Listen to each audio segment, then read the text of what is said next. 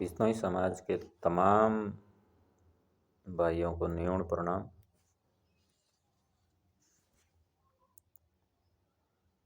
दोस्तों, आज हमारा जो बिश्नोई समाज है जिसका मूल शब्दवाणी है,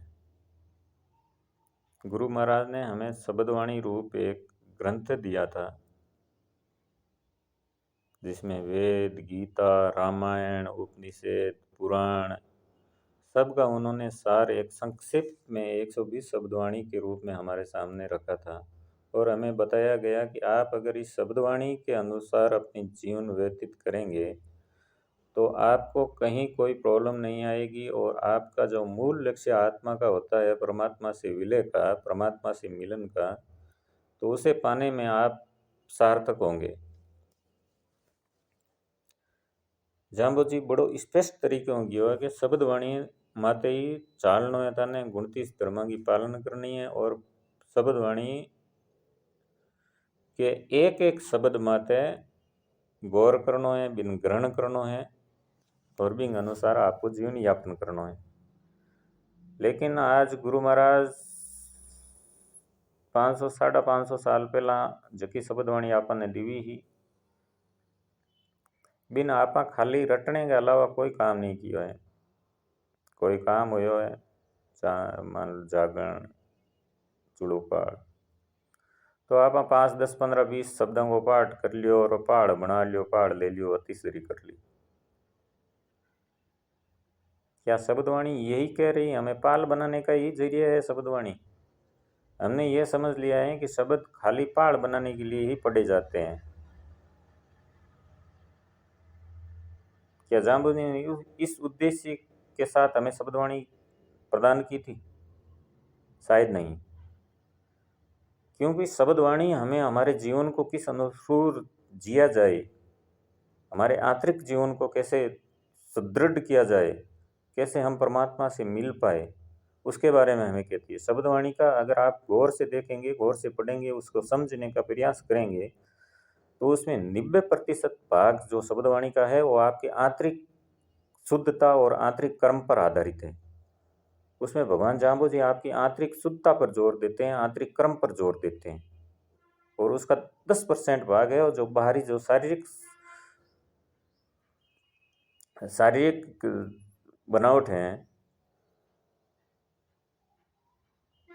उसके बारे में बताते हैं। उसको साफ सुथरा कैसे रखना है, आपको अपना जो शरीर है उसको साफ सुथरा स्वस्थ कैसे रखना उसके बारे में बताते हैं। तो जाम्बो जी ने जिस चीज़ पर 90% जोर दिया हो तो हमें उस चीज़ को ग्रहण करना चाहिए, लेकिन हम नहीं कर पा रहे क्योंकि हमें बताया ही नहीं गया, हमें समझाया ही नहीं गया। समाज के जितने भी अग्रणी संत हुए हैं, महात्मा हुए हैं और आज हैं, उन्होंने खाली जागरण के बारे में सुना। जागरण रात को ढोल पीटना, पेटी बाजा बजाना वो जागरण नहीं होता है, वो तो खाली टाइम पास का साधन है, पैसे कमाने का आज जरिया बन चुका है वो चीज़।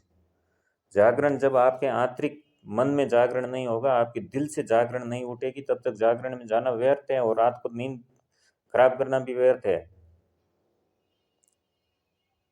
आंतरिक जो जागरण होती है ना, अपनी अंदर की ज्योत को जगाओ, तब जागरण सार्थक होगी।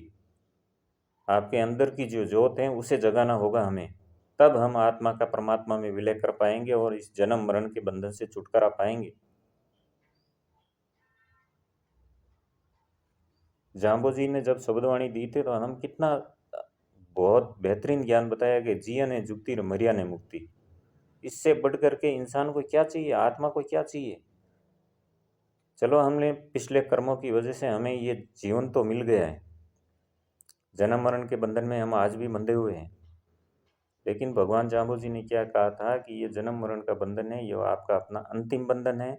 अगर आप इस शब्दवाणी स्वरूप को या 29 धर्मों को पालना करते हुए अपना जीवन व्यतीत करेंगे तो आपको आने वाले किसी भी जन्म में जन्म लेने की आवश्यकता नहीं होगी, क्योंकि आपकी मुक्ति हो जाएगी और जब तक आप इस संसार में रहेंगे तब तक आपको किसी प्रकार की कोई प्रॉब्लम नहीं आएगी।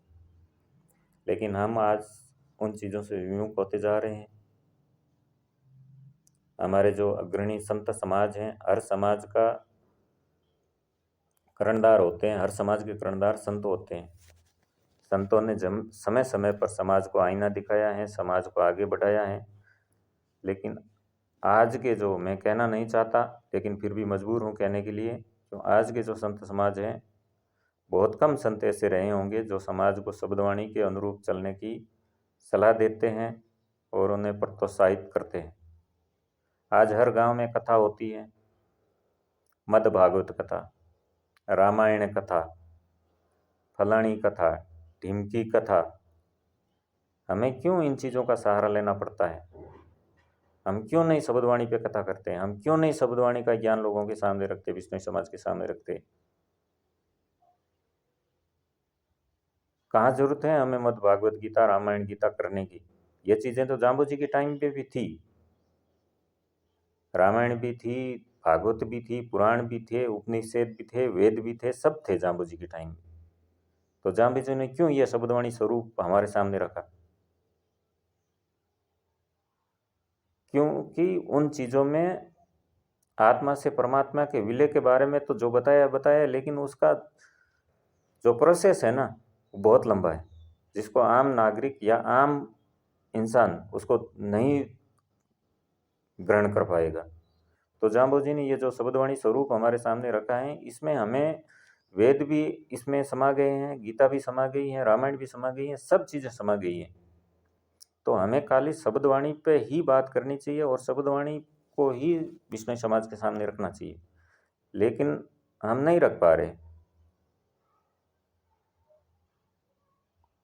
पूरी रात हम तरह तरह के गाने गाते हैं, भजन गाते हैं, गाना चाहिए, अच्छी बात है,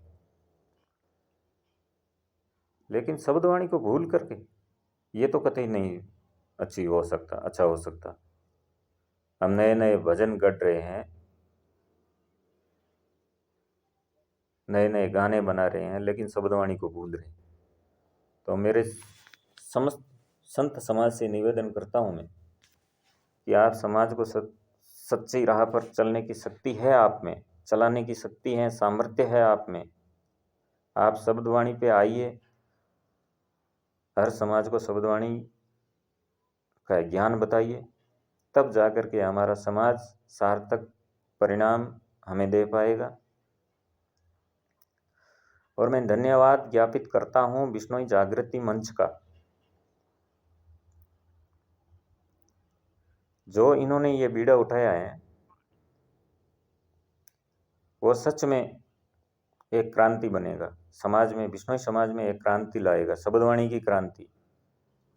जो ये बीड़ा उठाया है सुरेश जी ने, बहुत ही बेहतरीन बीड़ा उठाया है और उनकी पूरी टीम को मैं साधुवाद देता हूँ। इस जागृति मंच में पूरे भारत देश से बिश्नोई समाज के जितने भी गणमान्य नागरिक हैं वो जुड़े हैं और जुड़ रहे हैं, और उनको जितनी समझ है शब्दवाणी पे, वो अपनी बात समाज को समझा रहे हैं, बड़े मार्मिक तरीके से समाज को बता रहे हैं। तो अगर यही काम अगर हमारा संत समाज करे तो मैं समझता हूँ उनकी बात दूर तक जाएगी। और आने वाला समय शब्दवाणी के बारे में हमें जानने को बहुत कुछ आने वाले समय में मिलेगा, और ये जो जागृति मंच कर रहा है ये कार्य, उसके लिए बहुत बहुत साधुवाद इन लोगों को। और मैं समाज के सभी नवयुवकों से कहना चाहूँगा